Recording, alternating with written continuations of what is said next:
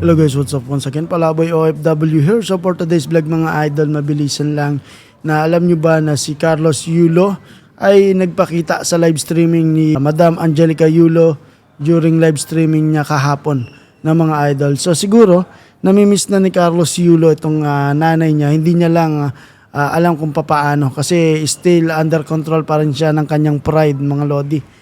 So anyway, mas magandang pangitain ito na para magkaayos-ayos na ang kanyang ina at si Carlos Yulo mga idol. Sa palagay niyo mga idol, si Carlos Yulo ba ang gumamit ng account o ang kanyang jowa para mambuisit? Pero sa palagay ko si Carlos Yulo yung gumamit ng account na yon. So isa na to sa pangitain or way para magkaayos-ayos na sila. So siguro nakukonsensya na si Carlos Yulo at alam naman natin na si Carlos Yulo ay isang mabait na bata. Kumbaga nasulsulan lang ng kung sino-sino. 'Di ba? Tama?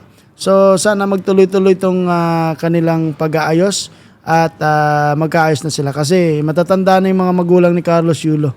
Huwag na nating intayin pa or ikaw Carlos Yulo, huwag mo nang hantayin na dumating sa point na lalapit ka na lang na wala nang time. So, enjoyin mo yung oras na kasama mo sila kasi mga magulang mo yan at sila ang pinaka-the best kabanding sa buong buhay ng bawat anak at bawat pamilyang Pilipino.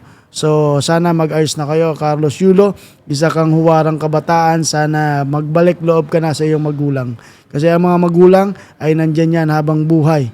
Hindi mo kayang palitan yan ng kahit sino. Alright, so yun lang mga idol, Pinoy Vlogger here in Kuwait, Palaboy OFW. Kasama natin si Rapid Sam Steel and Brian Pontanar. Mabuhay mga idol, mabuhay!